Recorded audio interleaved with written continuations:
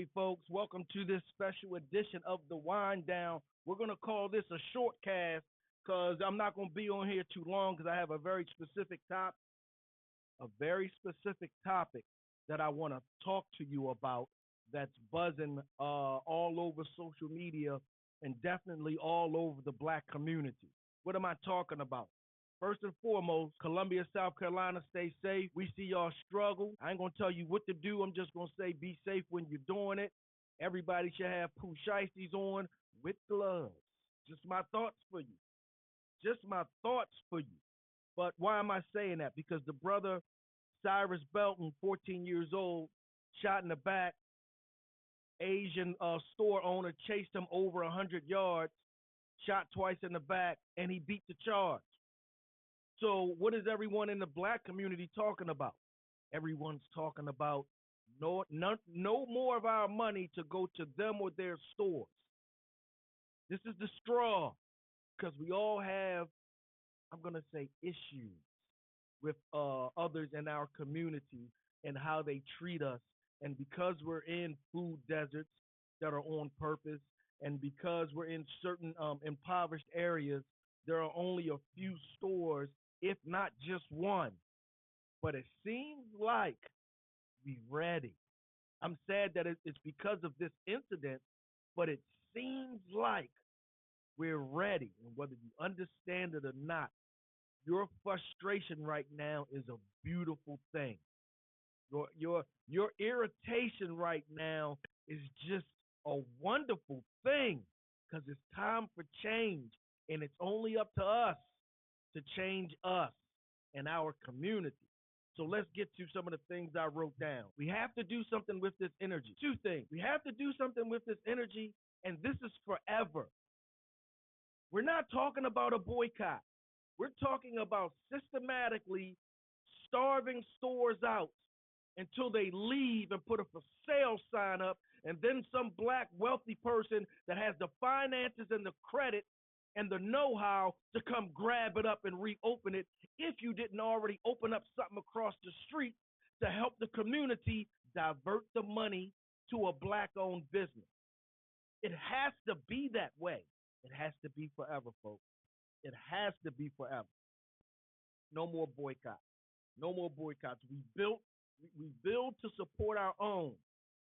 Build to support. We know now. Let's get into what are we talking about? We can start with nail shops. I promise you right now, if you go on social media and say I'm looking for a black nail salon, whatever area black people are in, there are a lot. I ain't gonna say a lot. It's enough to service us. Those are our jobs. And for them to add on nail techs within their stores, not going some, y'all understand. Y'all understand. They're there. Be patient. Be patient. If you didn't like the first one or the atmosphere, if you can't talk to the owner, go find another one. We're going to be patient with each other as we venture into caring and loving about each other and our economics that everyone walks away with. Right? Now this is one of my personal dreams. The hair store start shutting. And I ain't gonna say shut them down. I take that back. We're not shutting them down. We're ignoring them.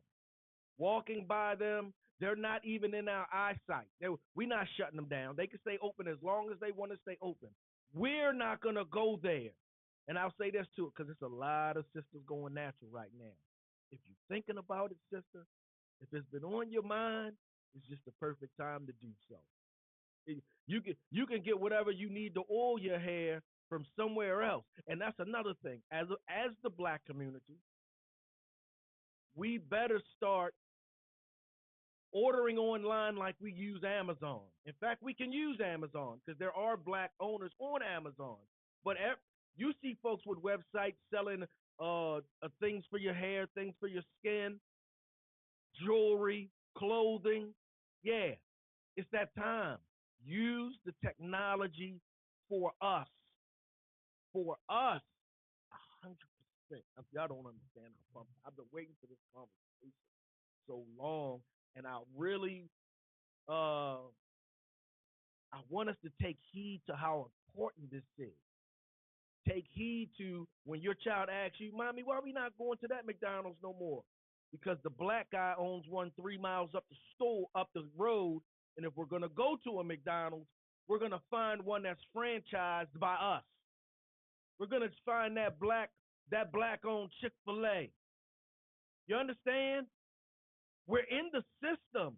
We have our own, and we're just our money is so. You will see if it's done systematically. You will see stores start to dry up. And what do we do when the stores dry up? What do we do? That's when we need help with our wealthy folks and our well-off folks. We do. We do. You don't if you're into building, if you're interested in your community doing better, and if you want to make some money. Because we're replacing a business with a business. So if their business is making money, but we're shutting it down, that money is still getting spent somewhere else. So it's already there. Okay. We need them corner stores. But this is for the wealthy and the well-off. You don't need them earrings right now, man. Go grab that. Go grab that corner store. Build it up over top. Your manager live over top. Give them 10, 15% of the profit. I promise you, it won't be nothing going wrong if they getting a piece of the profit. But they live upstairs. They're there all the time. Get a couple of employees from your area. I call it, in my opinion, I think wealthy and well-off black folks should start in their zip code. Meaning not where they live, the zip code where they're from. For the most part, most of us are a generation or two out of not necessarily poverty, but black working class down to poverty. Just a generation or go back to that zip code and see what it needs and see who's eating off of that zip code. Put your store in there and make sure people know. Yeah, that's it. And when I say, listen, I'm talking about famous folks, but I'm also talking about the well-known folks in that area, the well-known folks in that city. That dude that was the basketball guy that got hurt in his third year of college, was supposed to go pro. Him, that's his store. Everybody love him. It don't have to be a famous person. It just has to be economic. If you got it, spend it on your people. But we ain't talking about you taking no gamble. We talking about replacing a business with a business. That's it. Oh, okay. I'm sure we have it here in Baltimore. I'm sure um, you have one in your city or close, where on it's specifically on Facebook, but it may be on any social media platform. We have a Buying Black Network for Baltimore, and I'll go on there and type in anything and just wait, and people will give you references, as well as people that own those businesses or have that service will be right at you. You can ask questions.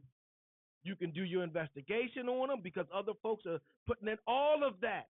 That's what we need to use on a regular basis when we need something.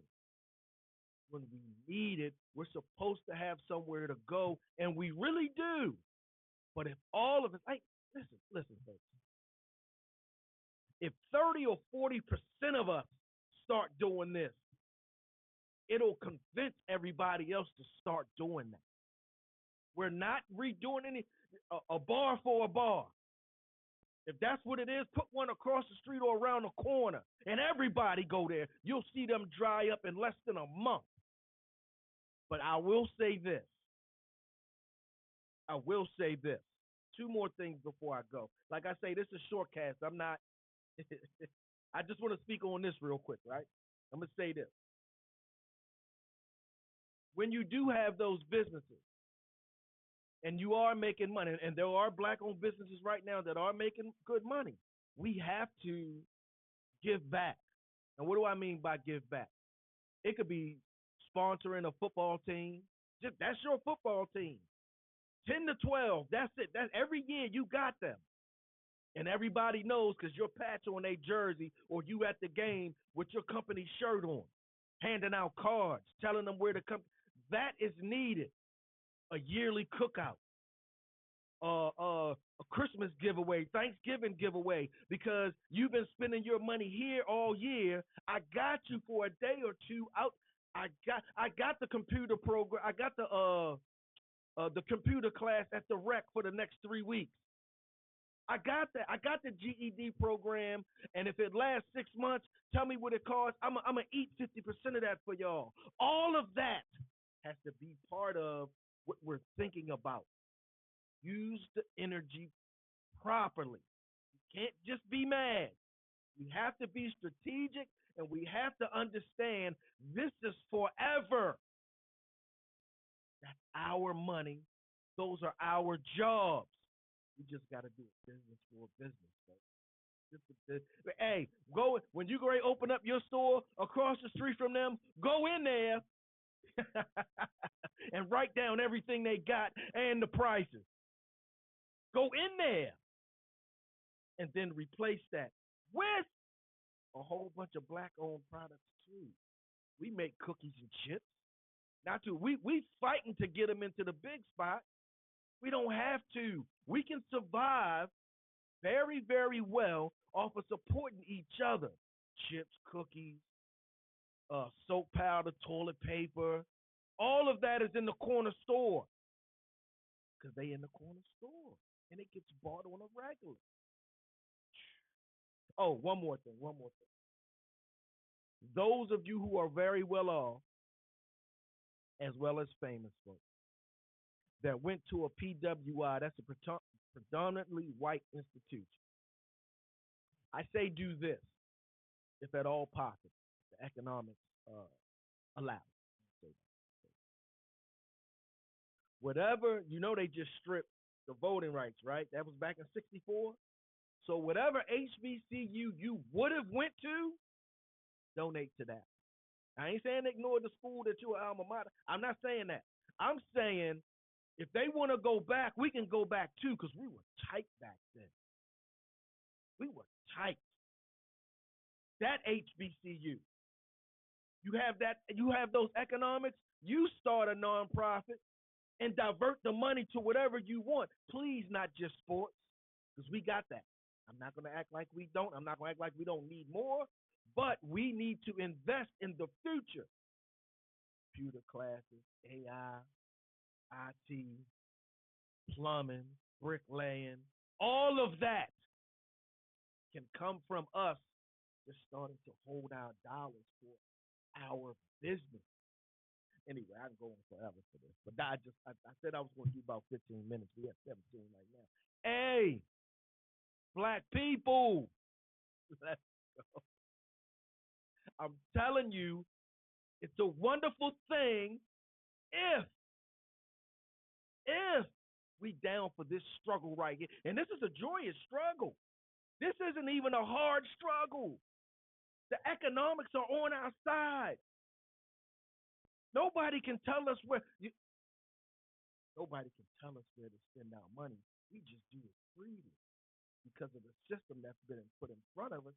But we understand the ones that are making the money off of us really don't care about us. It's been ongoing. It's not an if. So, black folks, let's get it. I think these songs from yesterday in my podcast. But anyway, black folks, love y'all. Keep that energy up, direct it properly. And I'll see y'all when I see y'all.